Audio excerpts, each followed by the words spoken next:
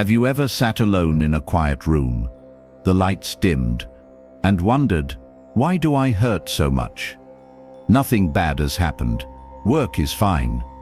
The person next to you is there. Everything seems normal, even good, on the surface. But inside, there's a void you can't name, a heaviness in your chest, like something has been stuck there for a long time and hasn't been released. It doesn't scream, but it makes you tired. Tired in a way that no amount of deep sleep or fancy vacation can cure. You may have tried everything. You exercise, you listen to podcasts, you journal, you take walks, you meditate, you talk to friends, you get advice, you fake a smile. But then, at some point, when you're alone, the pain returns, gently but persistently, as if it knows you can't run forever. And then you start to doubt yourself. What's wrong with me? Am I weaker than others? Why can't I be happy when I have more than everyone else? These are not random questions. They are signs that something inside of you needs to be heard. Not the rational part, but the deeper part, the place where forgotten emotions reside, the parts of yourself that you no longer recognize. Carl Jung, one of the greatest minds to ever walk through the doors of psychology, said, "What you do not bring to the light of consciousness becomes your destiny." That is, what you avoid in the inner darkness will come back to control you from behind. And the pain you are carrying is not random. You think you are in pain because of others, because of a cold lover, because of a deadlocked job, because of family and social pressure. All of these may be true, but only on the surface. The thing is, the pain that lasts, the pain that keeps you from breathing deeply, from sleeping peacefully, from feeling enough, often stems from a rift within you, from a separation between who you are and who you really are. You were once an innocent child, experiencing the world with purity. You wanted to be free of judgment, to cry without shame, to be angry without apologizing. But over the years, you learned to shut up, to be obedient, to grow up into a mold. And every time you deny a true feeling, you put a brick in the wall between you and yourself. You may not realize it, but you've spent your whole life trying to be someone else. A lovable, successful version. You've become a character, a role, and then one day you look in the mirror and realize you don't know who you are anymore. Pain is not because you are weak. Pain is because you are too strong in your denial. This is not an accusation. This is the truth of many people, and you are not alone in this journey. But to change, you need to do the one thing most people are afraid to do. Stop to listen. Stop to be honest. I am not going to give you a list of steps to take to stop hurting in 5 days. Life does not operate like a self-help book, but I can invite you to take a journey. A journey that is not easy, but real. A journey where you no longer have to pretend to be perfect. I am not here to help you hide. I am here to help you see. And if you have the courage to continue, together we will go to the bottom of what you have buried. Not to drown you, but to find the parts of you that have been left behind. No one else can walk this path for you, but you don't have to walk it alone. And when you're ready, I'll be right here, holding out my hand saying, let's start here. Because pain, if you'll listen, is not a judgment. It's an invitation to come back to yourself. And when you accept that invitation, everything can begin to change. Have you ever felt like you were living someone else's life? You still wake up every morning, go to work, meet people, reply to messages, complete tasks, but inside, you feel like you're running something that has been programmed. You're not living, you're being controlled to live. And that control, terrifyingly, isn't from someone specific outside. It's from the models, expectations, and pressures that you've absorbed without even realizing it. From a very young age, you were taught how to be loved, not by your true self, but by a more acceptable version.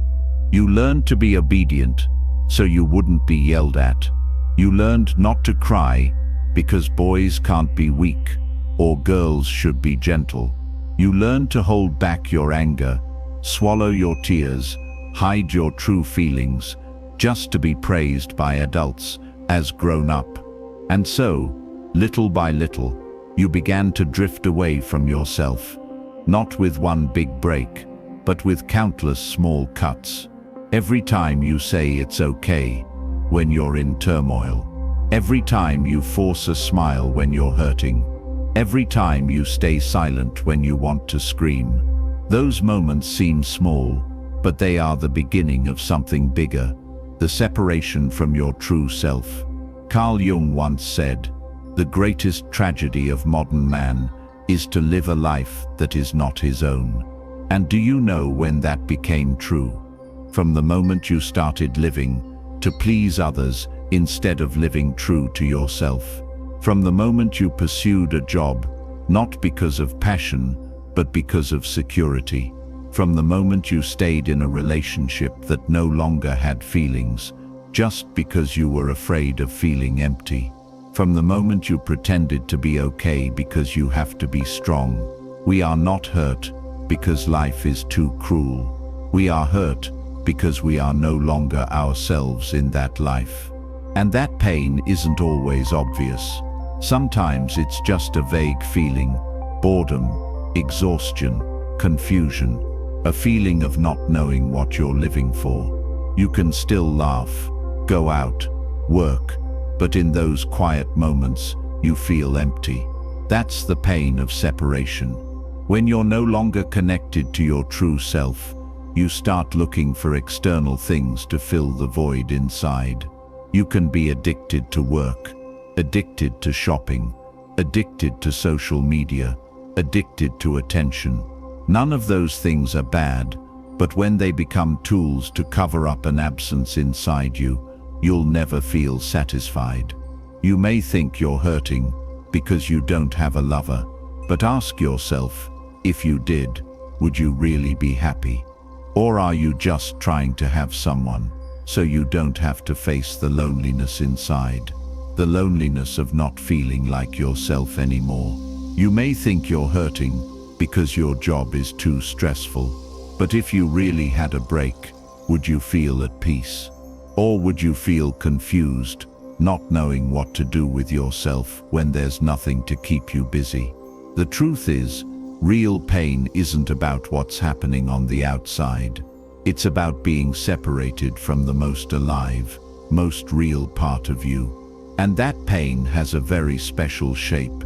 It doesn't scream, but it makes you unable to breathe deeply. It doesn't hit hard, but it slowly drains your life energy. You can go through your whole life without ever stopping to ask, is this the life I chose? And that's the tragedy. Not because you chose wrong, it's because you were never really chosen. You were driven by the fear of being left behind, the fear of not being good enough, the fear of not being loved. You know the neglected part of you is still there. It never left.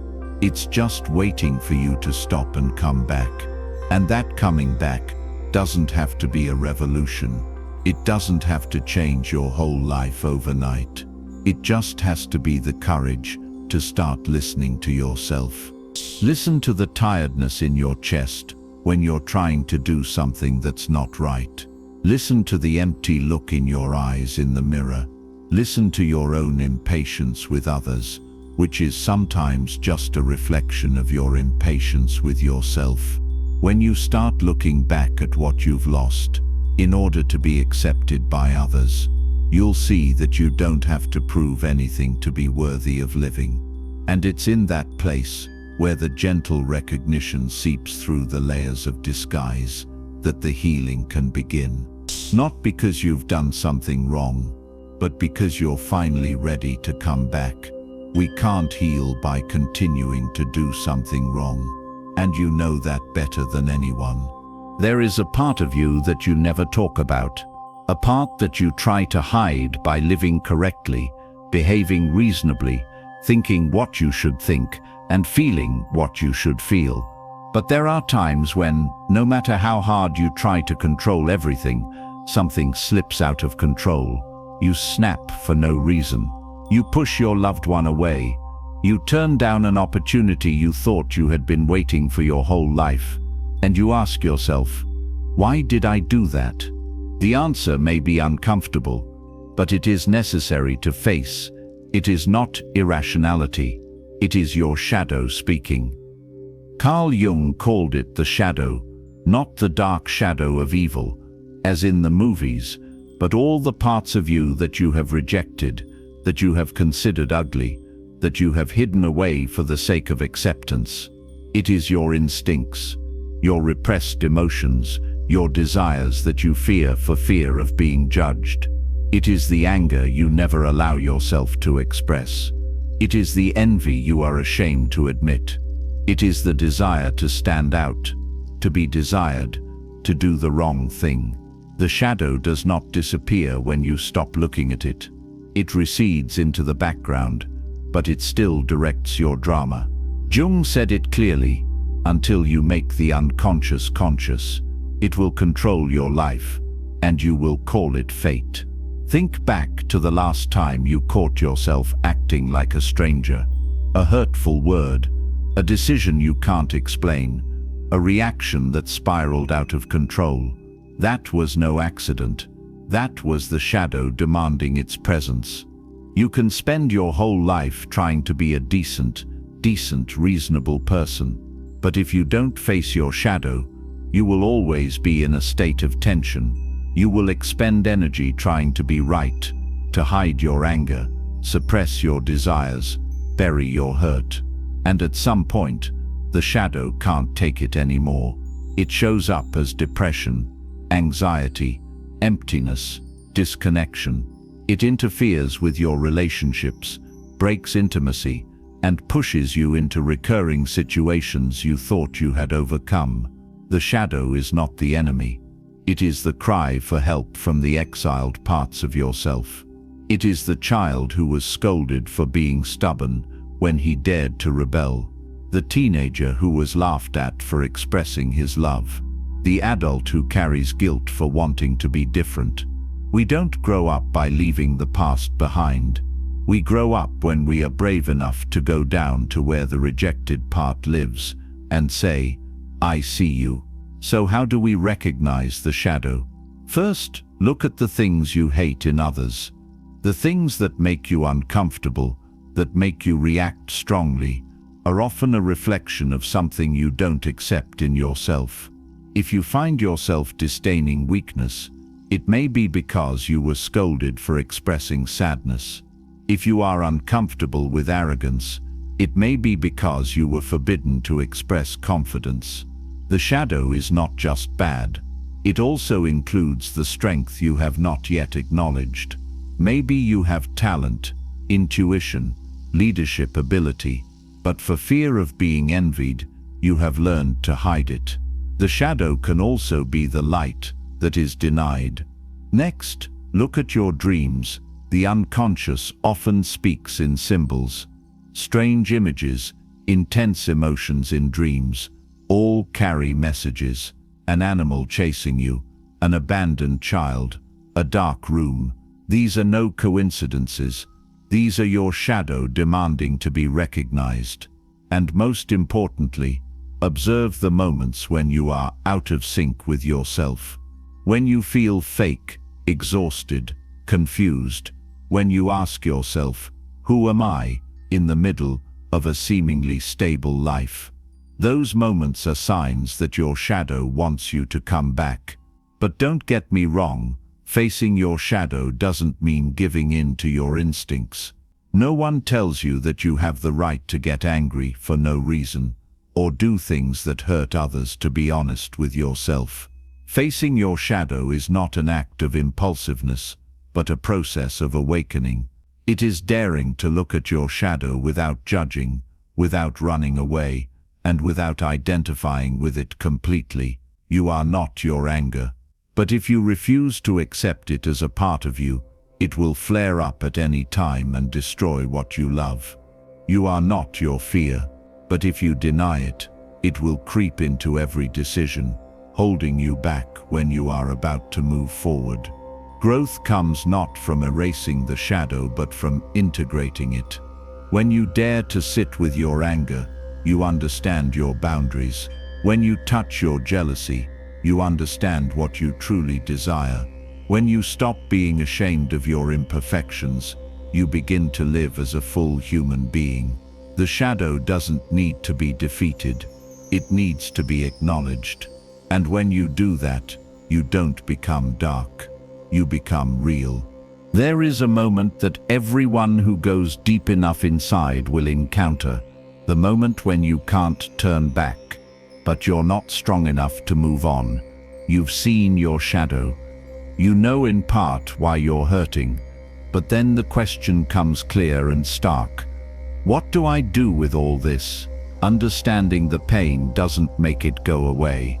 Recognizing the shadow doesn't stop it from affecting you. That's just the beginning. Facing and healing is where the real journey begins. And this journey has no map, no shortcuts.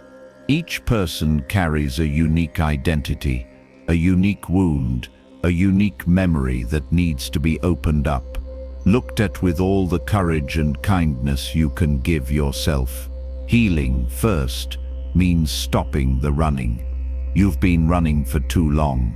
Running by being busy, working non-stop, caring for others to the point of forgetting yourself, indulging in unreal relationships, temporary joys. You do everything to avoid being alone with yourself. But the pain doesn't go away when ignored. It just quietly accumulates, and then appears when you're at your weakest. Carl Jung once said, "We do not become enlightened by imagining images of light, but by making darkness conscious. To truly begin to heal, you need to step into the place you've been avoiding for so long." So what does that mean in practice? First, you have to learn to listen to your body, the place where everything your mind tries to forget is stored. The body doesn't lie. The sudden headache when someone insults you, the tightness in your chest when you hear a compliment you don't believe, the fatigue after a social gathering where you tried to please everyone. It is your body speaking for the soul you are ignoring. Observe those signs. Don't jump to conclusions. Just be present, not to fix it, but to recognize, "Oh, I feel this." Acceptance is the beginning of change. Next, write, not for others to read, but for you to read yourself. Write down the thoughts you dare not say. Write down the things you feel should not exist. Jealousy, anger, feelings of failure, longing to be loved, even if sometimes selfishly, all deserve a place in your inner space. When you dare to write down the things you thought could not be said, you are breaking out of the prison of silence you once built for yourself. Those words, no longer suppressed, will help you see yourself more clearly. No more fear, no more denial. Another equally powerful tool is working with a professional, a therapist, a counselor, a non-judgmental listener.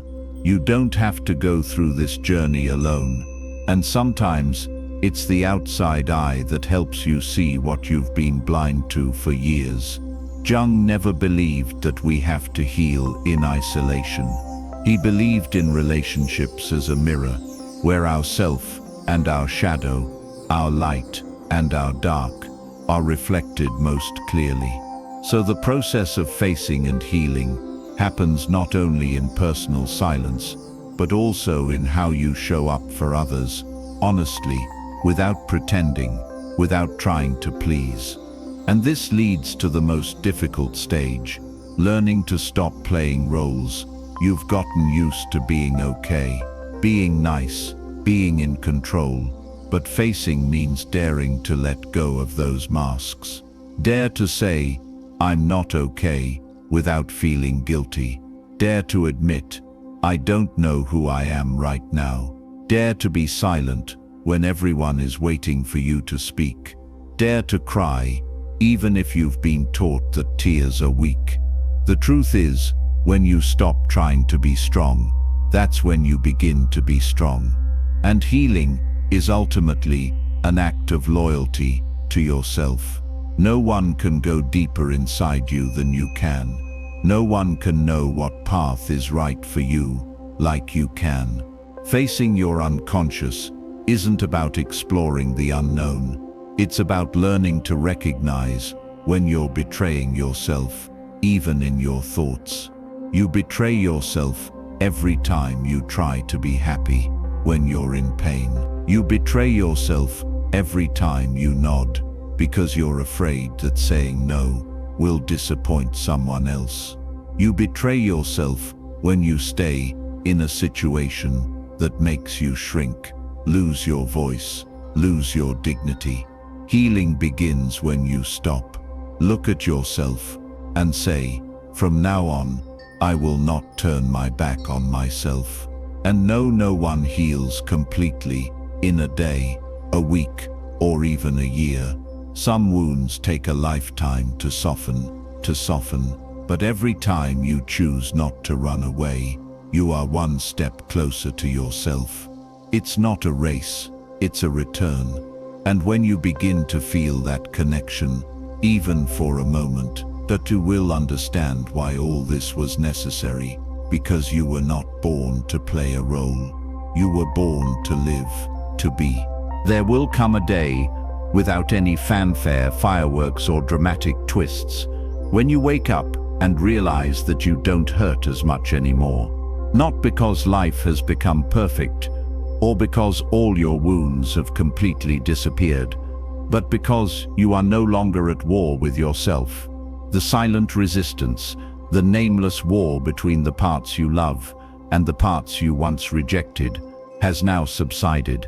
A new silence, deeper than silence, begins to emerge within you. That is when the journey of true rebirth begins, not of becoming someone else, but of returning to who you always were before the world told you to be someone else. Carl Jung called it individuation, the process of becoming whole, not by becoming someone new, but by uniting all the disparate parts of yourself, the parts you loved, the parts you hated, the parts you kept hidden for fear of being seen. Now you stop pushing them away, you invite them in. Sit down, be present, and strangely enough, when you stop denying parts of yourself, they stop resisting you. Rebirth doesn't happen in big milestones. It happens when you start saying no without guilt, when you start saying yes without needing approval, when you can sit alone without feeling empty, when you are in a relationship and no longer lose yourself to hold on to the other person. Pain used to be the only language of the soul that was left behind. Now when you listen, when you embrace it, it no longer screams. You can see it in the small moments. You smile for no one but yourself. You cry without shame. You walk even when no one is cheering. And you know, quietly and deeply, that you are truly alive. This is where many people stop. They have overcome their pain. They have changed. They have felt more at peace. And they think, that's enough. But for Jung, this is only the penultimate step, because the personal journey, no matter how precious, is incomplete, unless it leads to one thing: contribution. You don't heal just to keep your own peace. You heal so that you can bring that light to others, not through advice, not through philosophy, but through presence. When you are fully yourself, you become a living mirror for those around you. You don't have to say anything, but your honesty makes others feel safe to be honest. You don't have to teach anyone, but your silence makes others begin to listen to themselves. True rebirth is when you no longer live for yourself alone. You become a bridge between the shadow and the light, not just within yourself, but in the world you touch. But make no mistake, being whole doesn't mean never falling again. There will still be times when you feel weak. There will still be times when you feel lost. But this time, you're not afraid. You know you can fall, but you also know you can get back up. You no longer seek reassurance from the outside, because you've learned to embrace yourself from within. Wholeness isn't about being perfect. It's about being real, wounded enough to understand, strong enough to love, awake enough to choose. And that's the greatest gift pain can ever give you, the opportunity to return, not to a place, but to a being. When you sit with your pain, listen to your shadow, overcome your resistance, you're no longer who you used to be, and you don't have to be anyone new. You just have to be you, whole, unfragmented. There is a very special stillness when you live like that. A kind of peace that is not dependent on circumstances, not attached to results, not shaken by the gaze of others. That peace is not noisy, does not need to be proven, but it is so strong that when you have it, your whole world changes. And here, you begin to understand. You do not need to run to find happiness, because it has never left you. It has only been covered by all the things you thought you should be. You do not need to be perfect, to be worthy of love. You just need to be present in your imperfection. You do not need anyone else to accept you if you have stopped rejecting yourself. It is at the moment when you embrace all that you have tried to forget that you are reborn, not a glorious rebirth, but a silent, sure, irreversible return. And so you do not just survive the pain, you walk through it, you grow through it, you carry it as a part of you, not as a burden, but as a symbol of courage. You dared to look into the darkness, to find the light. There is a truth that no one can tell you for you once you have seen it. You cannot pretend you have not seen it. Once you have faced your own darkness, walked through the pain, felt the wholeness of being authentic, then going back to the way you were is no longer possible. Not because someone has forced you to change, but because you are no longer the same person. Awakening is not a glorious moment of enlightenment.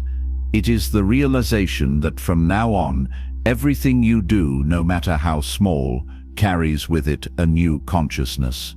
The consciousness that you have a choice, that you are no longer a victim of fate, that you are no longer guided by invisible ghosts within, that you no longer have to live to please anyone, not even the ideal you once created for yourself. The choice is not easy, because it is much easier to live unconsciously, to live out of habit, to live in a role. It is safer, it's less contradictory, but in return, you pay with your true life, with pure joy, with a deep connection to yourself. Now you are standing at a threshold. No one is forcing you to cross it, but you know that if you continue to live as you have, you will betray what you have seen, what you have felt, what you have gone through. Carl Jung said, "There is no knowledge without the price of suffering. You have paid the price." And now the question is no longer, do I hurt? But what will I do with what I have seen? Will you choose to live with that awareness? Living with awareness does not mean that you will never make the same mistake again. It does not mean that you are always clear, always calm, always know what to do. No, it just means that the next time you fall into darkness, you will realize, I am being pulled by something old, and I can choose to stop. You can choose not to react immediately. You can choose not to judge yourself by other people's standards. You can choose the truth, even if it makes others unhappy. You can choose love, but not the kind of love that drains you in exchange for a sense of acceptance. Every day you will make dozens of choices like that, and you will see true power lies not in controlling the world out there, but in returning to control yourself. Living with intention is when you stop looking for value in the eyes of others. It is when you start asking, what is true for me right now? It is when you stop trying to be someone worthy, but simply show up with all the honesty and kindness you can muster. And from there, you begin to act, not from fear, but from awareness. Not to prove, but to show, not to be loved, but because you know you are enough to give. But remember, mindfulness is a journey, not a state. There will be days when you forget. There will be days when you react exactly the same way you did before. But the difference is you notice. You are no longer lost in it. And next time, you will come back to yourself faster, more gently, without blaming, without rushing to fix things. The truth is, you don't have to be perfect to live intentionally. You just have to be honest and persistent. Mindfulness doesn't separate you from life. On the contrary, it makes you live more deeply in the most ordinary moments. You will drink a glass of water and feel grateful. You will listen to a friend confide in you and no longer try to fix them. Just listen. You will see an old wound open up and know, I am still healing. And that is okay. That is real life. No drama, no stage. And that is the greatest gift this journey has given you. You get to be yourself. Whole, flawed, light, cracked, loving. Here you can see more clearly than ever. The pain you once cursed has opened a door you never thought you would enter. But now, you are here. You have heard every word, felt every truth, faced every part of yourself, and you still stay. That is what makes you different. Not because you are stronger than anyone else, but because you chose not to turn away when the truth began to hurt. Now ask yourself, what will you do with all that you have learned? Don't let it just stay in your mind as a good lesson. Let it become action, change, a true word, a right choice, a hug for yourself. And if you need a reminder that you're on the right path, here it is. You don't need to know everything. You just need to know you're living authentically, and that is enough.